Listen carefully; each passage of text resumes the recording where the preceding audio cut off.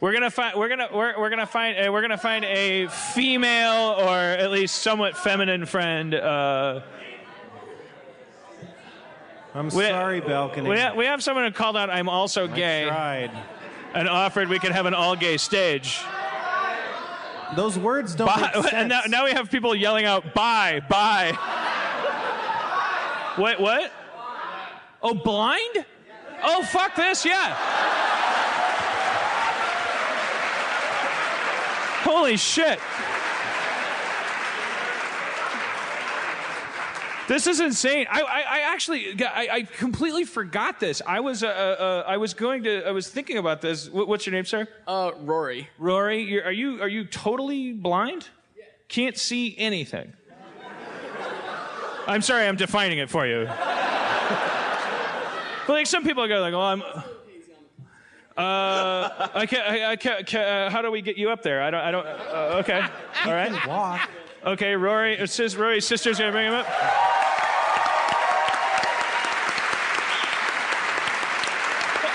I thought.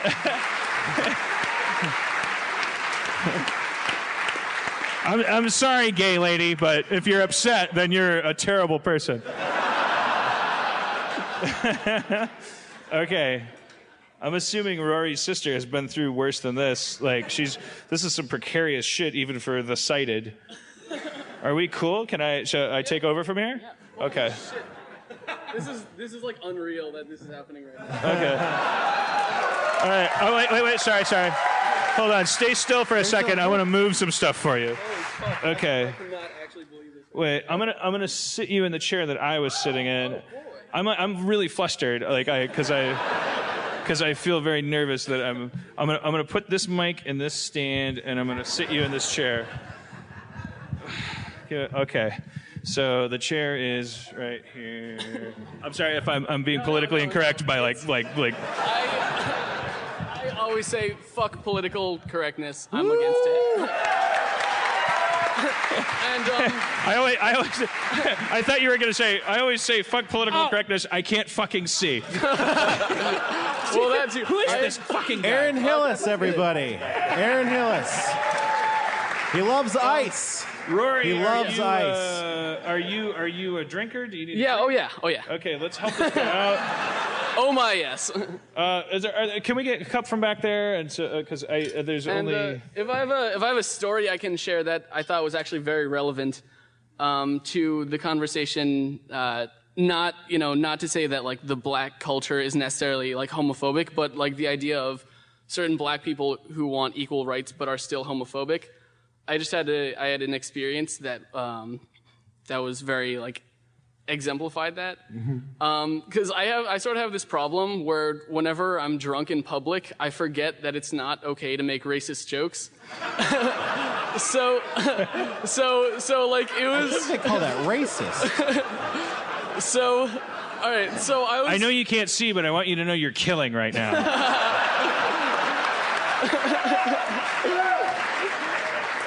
And also, here's a drink. Oh, there you go.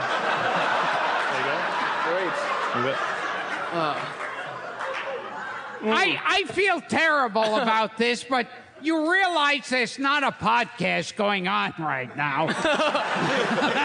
just a really good surround sound laugh track. Yeah. Now, can I ask you a question? Yeah. If God came down and said, we can give you perfect sight, but you'd have to be black. Oh, that's a toughie. That's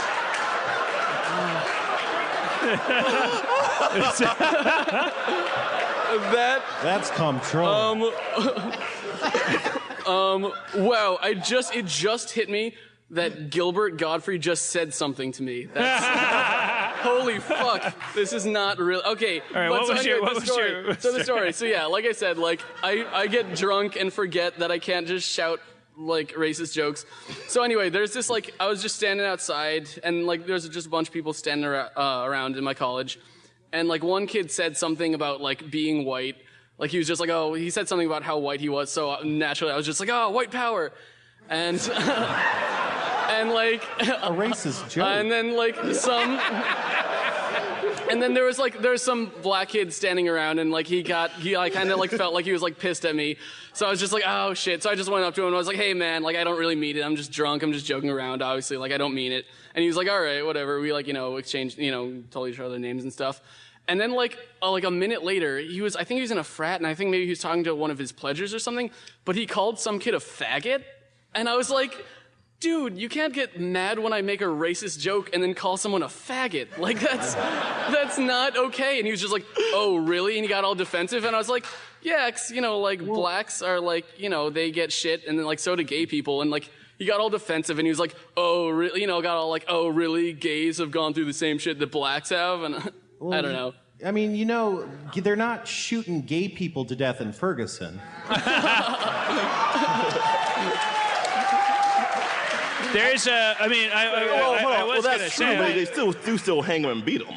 Yeah, no. So I'm like, you just like either make jokes about everyone or jokes about no one. You can't like say like, you can't,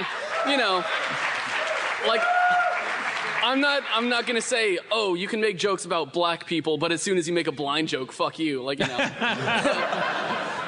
And I think that any individual, I think individuals are geniuses and populations are idiots. I mean, I think some individuals are idiots too.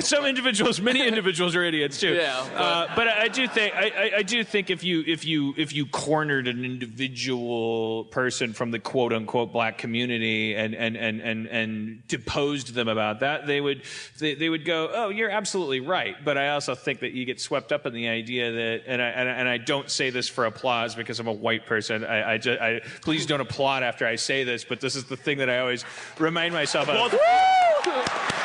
No, what? I just asked you specifically not to do something. You said not after. Oh, you applauded before I said it. Okay. It really is profound when you realize, like, okay, there's a huge amount of analogies you can draw for marginalized populations of any kind, whether you're talking about nerds, the physically challenged, sexuality, but race has this really distinct thing, which is you cannot. You just don't have an option. You wake up and and I think that there's, even if that's not accurate, I think that there's a feeling underneath there. It's like, I woke up black this morning. And it's not like You chose to be gay. No, God damn it, that's not what I mean.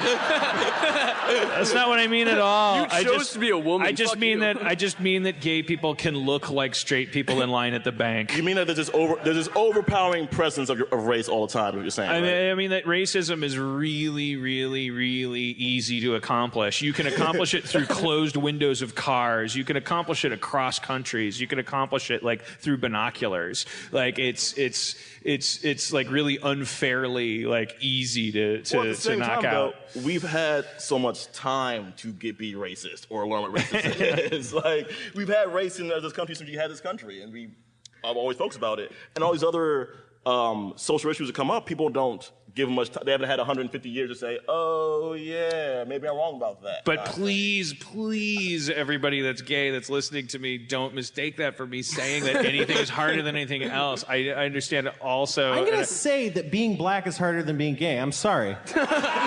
I will argue with you, but because also it's like for the very sake, I think it's apples and oranges, or sure, black people fair, and gay yeah. people. It's like. But apples are way better than oranges. All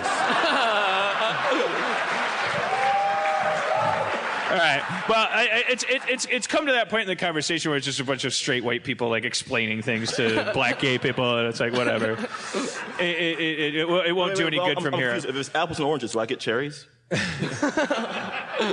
And I don't want to pronounce anything. I just want to say out loud as a big fat straight white guy that I like what fascinates me and what I think about when I'm laying in bed at night, staring at the ceiling, going, what do blind people think? What do gay people think? What do black people think?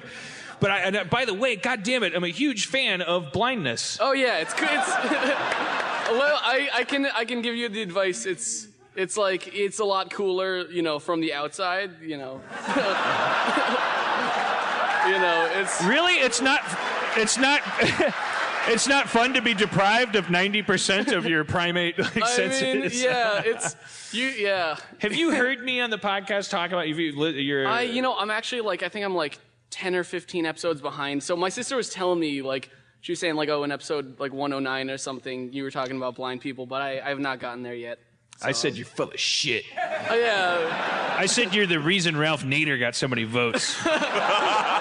And damn proud of it. No, what I have said in the past. Has any blind person in real life ever said to another person, I want to see what you look like, and then start touching their face?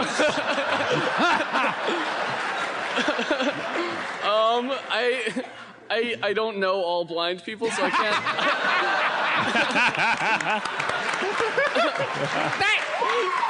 That's very... Gilbert Gottfried, I want to know what you look like. Can I touch your face? Touch his face! Touch his face!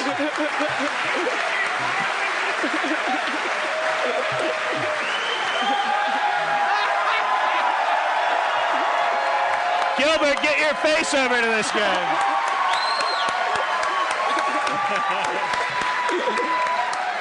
He's coming.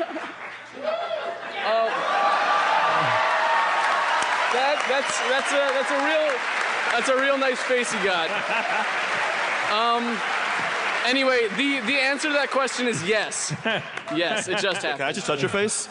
That may have been the first time, but it has. Do you happened. know what his face looks like now? Yeah.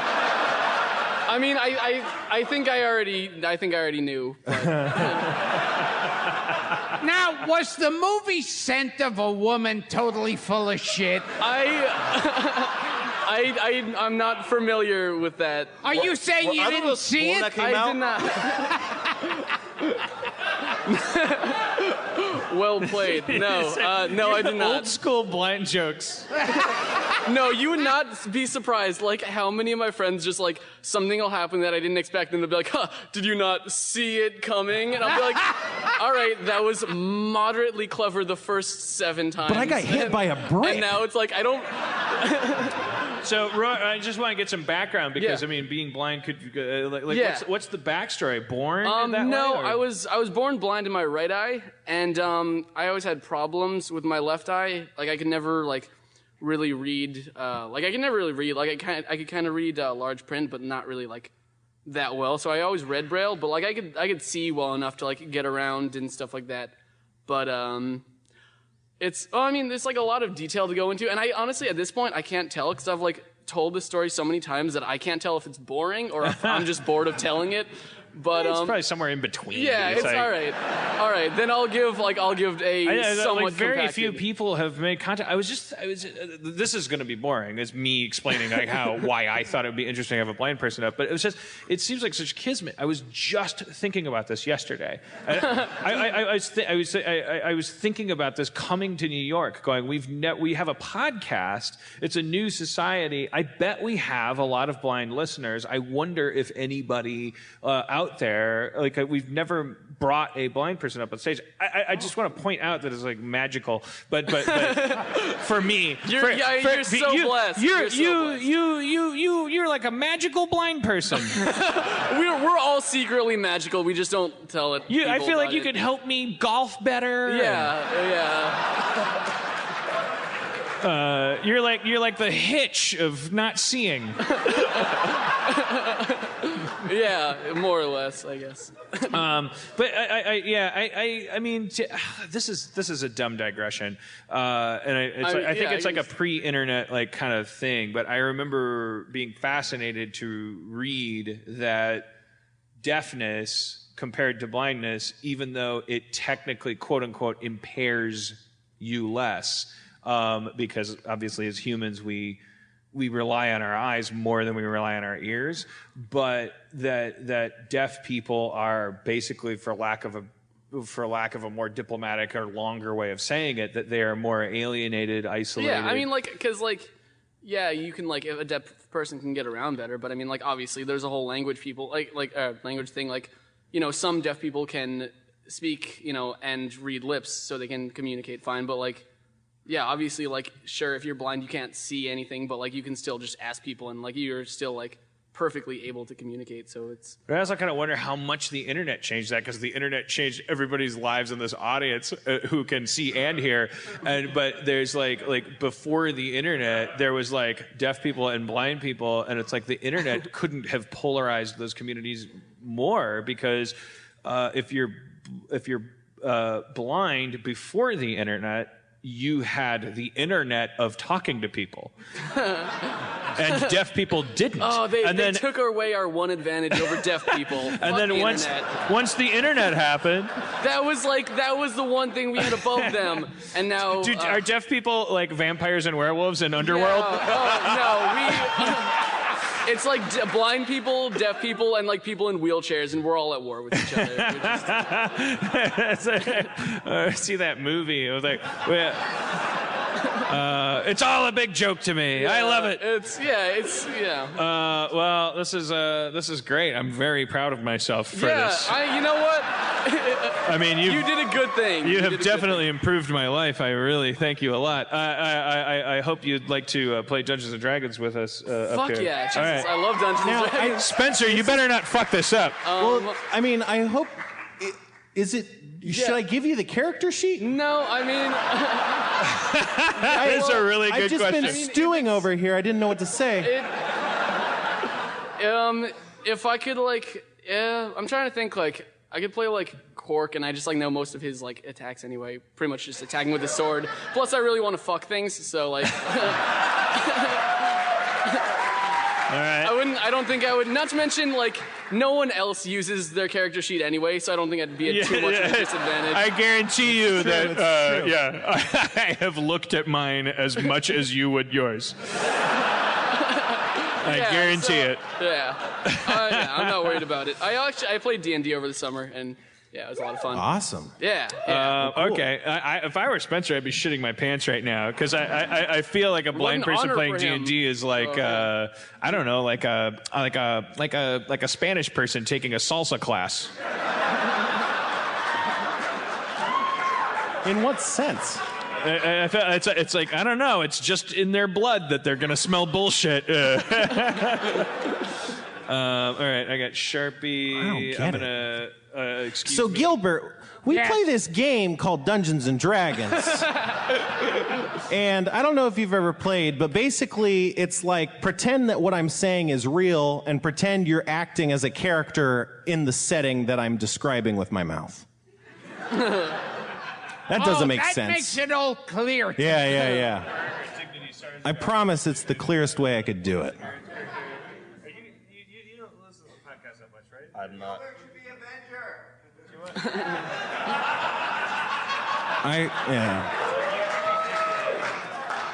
I hope that's the guy who tweeted that same joke and not the guy who read that. So just think of it as a jumping off point. You don't actually have to make any sense of any of those pages. Oh, wait, can I Yeah. just say one random, like, unrelated thing, but just something I've always wanted to, like... No, sorry. All right, It would be amazing to find out what the limits of what you're allowed to say would be. It'd be like, why is Building 7 still standing? Oh, all right, yeah. And we're like, okay, all right, take it easy. He's like, no, the melting point of steel. And we're like, okay, take it easy. Thanks for coming. Why were there no Jews in the building? Jesus Christ, Rory. No, what do you want? Yeah, go for it. All right, yeah, this is just like a joke that I'm pretty sure... Is it a racist joke? No, I'm sorry. I could probably think of a good one, but... That's not why I asked. No, okay, no. It's a very not racist joke. It's a really lame joke that I'm sure everyone has already heard, but I wanted to tell it to Dan for a very specific reason. All right, Dan, why do seagulls fly over the sea? I don't know. Because if they flew over the bay, they'd be called... Oh, bagels. Bagels.